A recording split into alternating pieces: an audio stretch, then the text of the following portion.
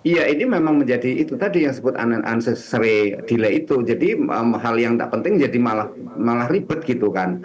Jadi ini sesuatu yang menurut saya menjadikan beban berat bagi masyarakat karena itu tadi ada warga yang iya, menurut saya memang ini perdebatan apa awal ya bahwa memang apakah ada korelasinya. Jadi sebenarnya kan kalau SIM ini kan tujuannya untuk pengendara atau pengemudi kendaraan itu mampu mengendari apa berkendara secara disiplin kan. Artinya kaitannya dengan kedisiplinan berkendara.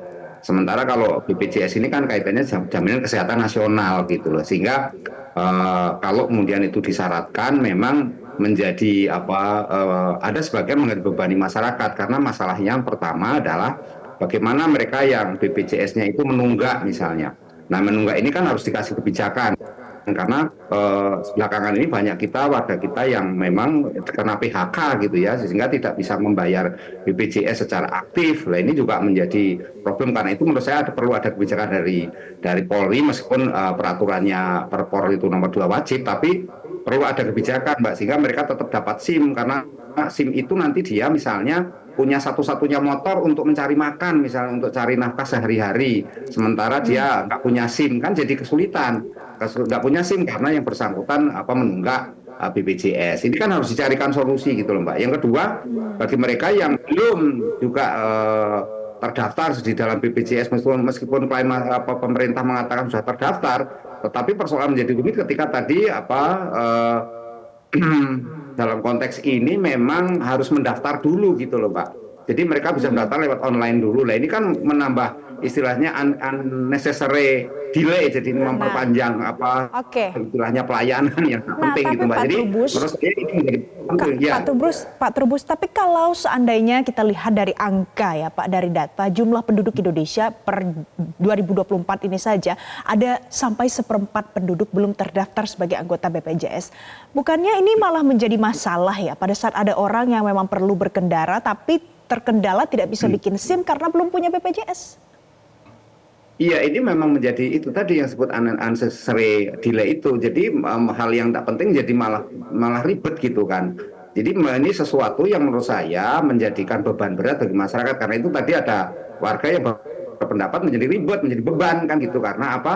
Mereka yang tidak terdaftar atau belum terdaftar terus akhirnya tidak bisa punya SIM. Sementara kalau tidak punya SIM mereka misalnya apa bekerja sebagai itulah ojek pangkalan atau ojek lain misalnya gitu kan harus mencari nafkahnya menggunakan kendaraan itu dan itu kendaraan satu-satunya. Nah ini kan otomatis dia nggak bisa melenggang di jalan umum karena tidak punya SIM kan itu.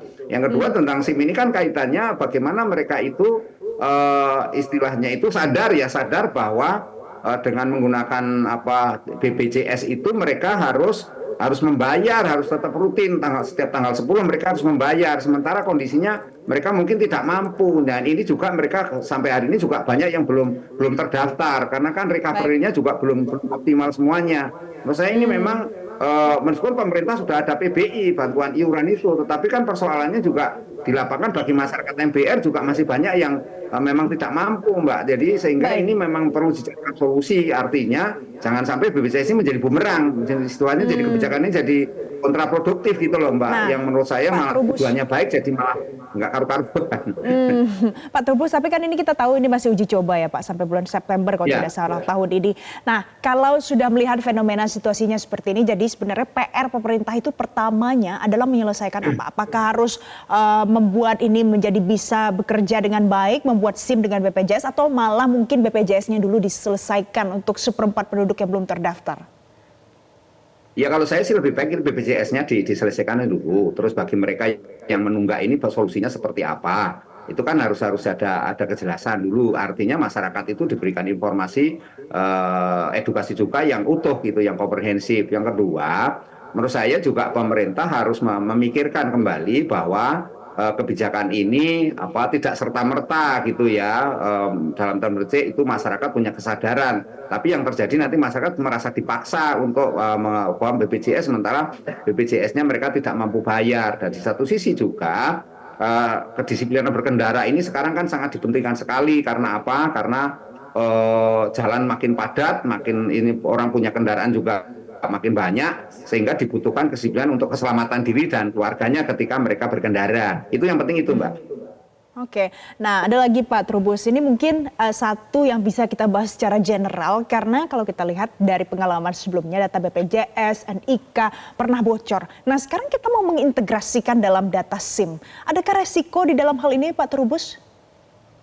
Iya, potensi itu sangat besar, resiko-resiko itu yang dikhawatirkan sebagian oleh publik kan. Jadi peneliti itu melihat bahwa mengintegrasikan sekarang dengan NIK sudah, dengan apa namanya BPJS juga mau diintegrasikan ke sana. Ini kan semuanya jadi bagaimana perlindungan data itu sendiri. Sekarang ini kan sudah umum di publik diketahui bahwa kebocoran data itu selalu berulang-ulang dan pemerintah menjaga ini keamanan data ini juga masih relatif rendah gitu loh Mbak. Jadi menurut saya ini menjadi pemikiran bersama bagaimana kemudian ketika kebijakan ini sifatnya menurut saya lebih baik bertahap dulu, jadi tidak langsung serta-merta diterapkan secara paksa dan melihat juga berbagai kemungkinan-kemungkinan terkait banyaknya masyarakat yang berkeberatan atau masyarakat yang memang tidak mampu untuk melaksanakan atau mengikuti aturan yang ditetapkan oleh Perkapol ini, Perpol nomor 2 ini Mbak, menurut saya.